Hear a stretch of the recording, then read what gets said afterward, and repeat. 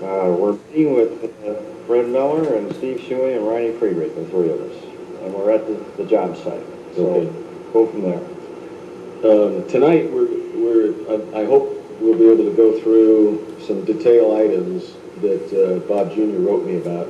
But to set the context for this, several months ago, I indicated some frustration with the exposure of this unit to the elements and the length of time that this unit was taking, and which caused more exposure of the interior, especially the wood area, to the elements.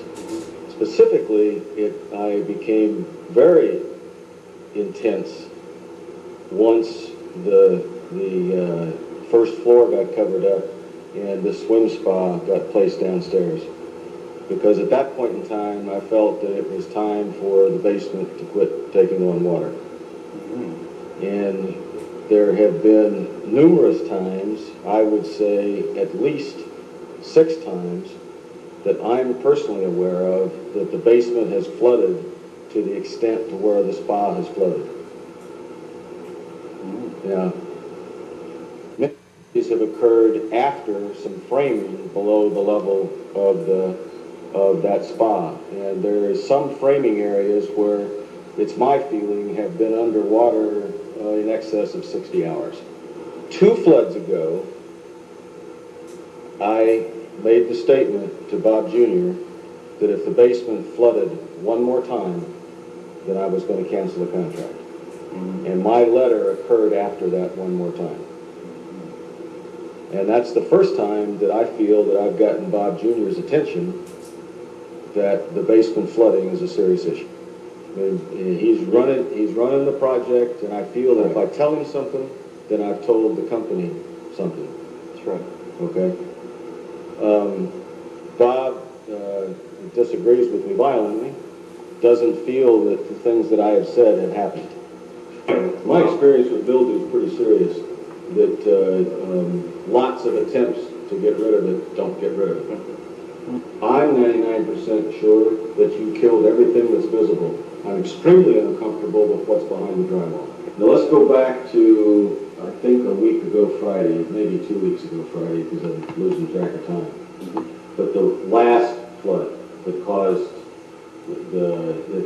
me to take the position I take. The rain occurred, I believe, on a Friday night. I came in here on Tuesday.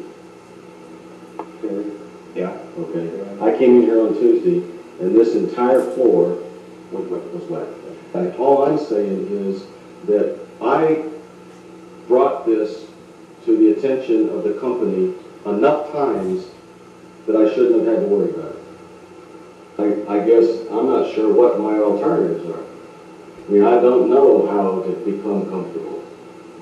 I mean, one way to become comfortable is to have a third party come in here and tear off sheetrock and say, okay, that's fine.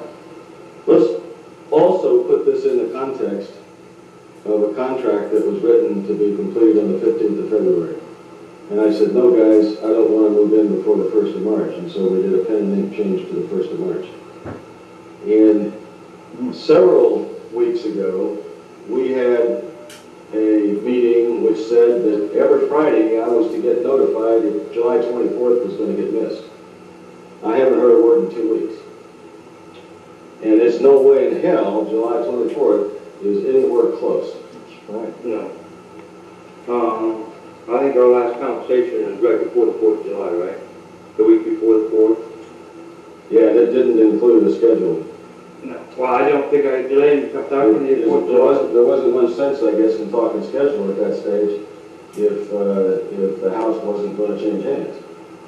You know, it was Bob Jr.'s responsibility as far as I'm concerned. Okay, back to the boss. And I called and I left messages on both of your voicemails saying what's discussed. So what I get is a letter that says, Fred and Barb, I share your concern on some of the issues. Well, the other side of that is I don't share your concern on other issues we discussed.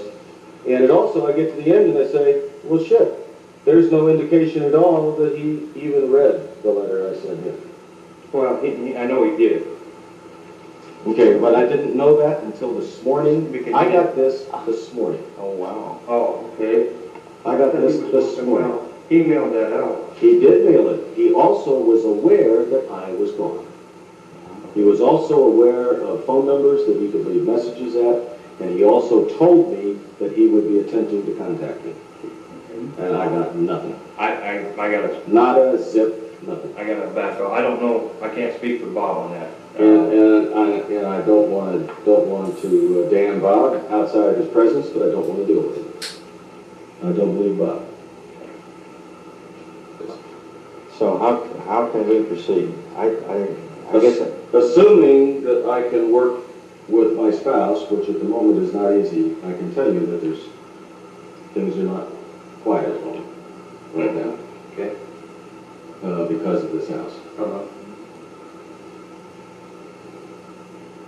Somehow an objective third party has got to represent to me that there is no damage. We're into the penalty phase. We all know that. Starting the 24th, yes. it doubles to 100 a day. I don't understand why, you say there was a completion date of when? February 15th. Is that right, Steve? That I asked to have delayed to March 1st. I think what held up the sheetrock was the focus on other projects. I really believe that, Steve. Mark and I say, it's okay to have a difference of opinion as long as the other party doesn't mind being wrong. Finally agree on this thing, and I think it'd be a good idea if we actually signed our name to it. Could we have a new move-in date? How about it? Can I give me a date? Can I give you a date? Oh, sure. I just want to know a real date. With that in mind, if this is a $10 pump, this deserves to be a $100 pump.